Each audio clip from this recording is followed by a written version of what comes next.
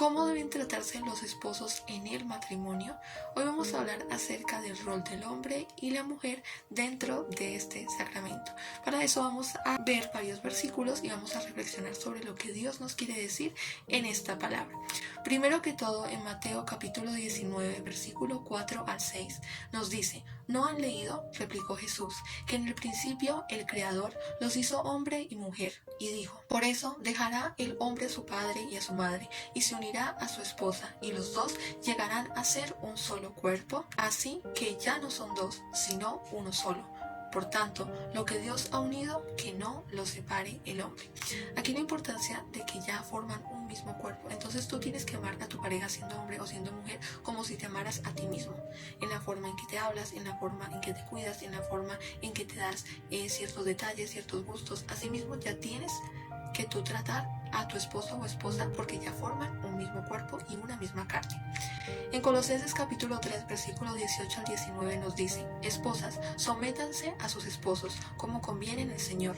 Esposos, amen a sus esposas y no sean duros con ellas. Aquí nos habla de los dos roles y algo específico. Entonces las esposas, el hecho de someterse al esposo no es que, voy a dejar que me trate como quiera, que haga lo que quiera. No, la palabra someterse es que si el esposo tiene la razón, si en la Biblia podemos ver y corroborar que es algo bueno y adecuado, entonces hacerlo, no actuar, digamos, con libertinaje, con cosas inadecuadas, con cosas que Dios nos dice que no es lo correcto. Entonces, si el esposo te va a educar, te va a ayudar a mejorar, te va a corregir de acuerdo a la palabra, no a lo que él piensa, lo que él crea, lo que para él es bueno o no, sino según la palabra de Dios, ahí sí tenemos que nosotras someternos. ¿Por qué? O sea, someternos en el hecho de decir sí a lo que mi esposo dice, porque me está ayudando a mí a crecer. Y los esposos amen a sus esposas y no sean duros con ellas. Otro versículo dice que nosotras somos más frágiles que unos vasos. Ahí también vemos que el trato tiene que ser un trato muy dulce, muy sutil, muy suave y no actuar con dureza. Esto está en Primera de Pedro capítulo 3 versículo 7.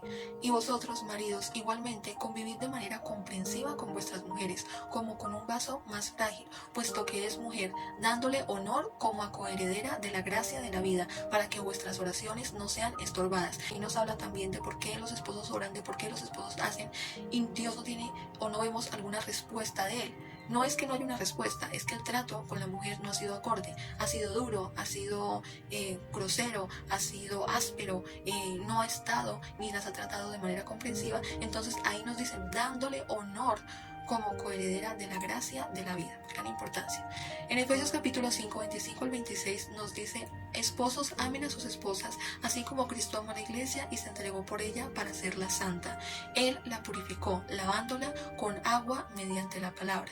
La importancia de que los esposos tienen el liderazgo en el hogar, el liderazgo en el matrimonio. Ellos tienen que ayudarnos a nosotras las mujeres como esposas en poder ser mejores en Dios. Dice, la purificó lavándola con agua mediante la palabra.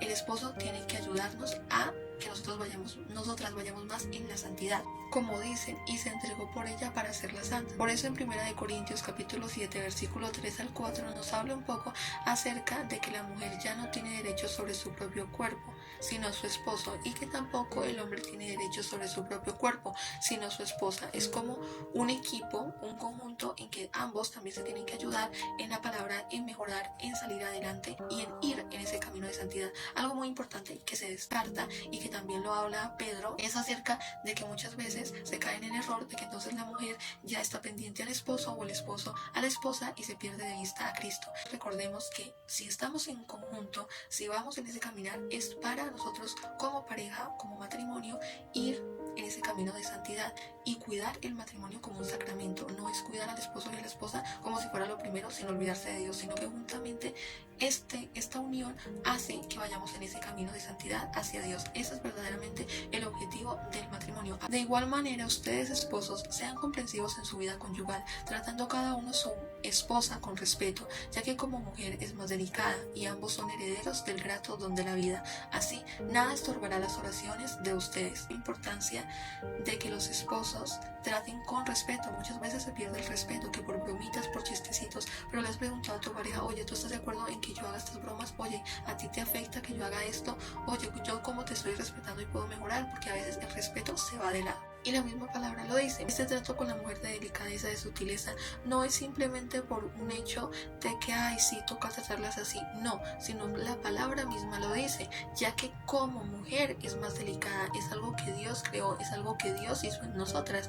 Como lo dice una parte de Efesios capítulo 5, versículo 28, el que ama a su esposa se ama a sí mismo. Y la importancia aquí también del hombre en el papel de proveer no solo en lo material, en lo emocional, en la parte de fe, en los proyectos, en apoyar, en motivar, como lo dice primera de Timoteo capítulo 5 versículo 8, pero si alguno no provee para los suyos y especialmente para los de su casa, ha negado la fe y es peor que un incrédulo. Para finalizar, quiero enfatizar este versículo que nos habla acerca de las peleas, de los momentos difíciles.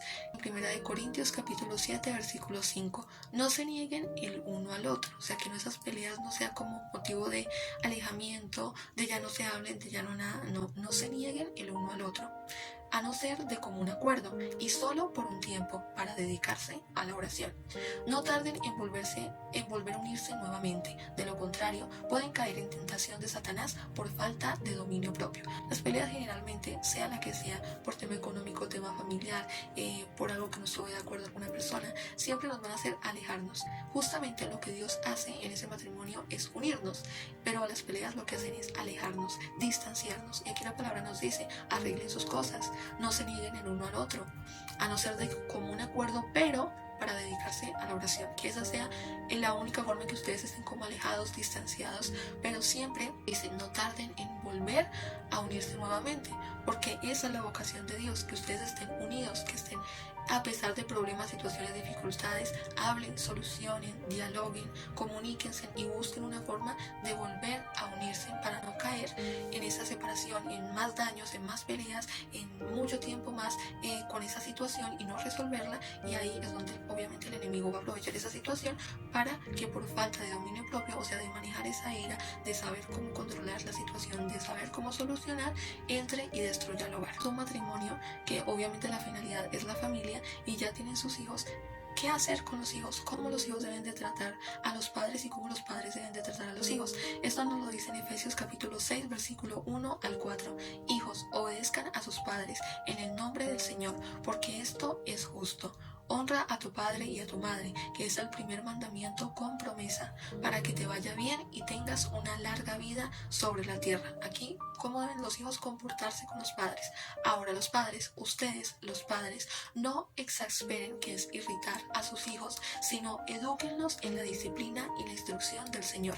Lo que podemos educar según nuestra conciencia, según cosas humanas, es algo vano. Entonces, que esa no sea la doctrina que nosotros le demos a nuestros hijos, sino que los eduquemos en la disciplina y las instrucciones del Señor.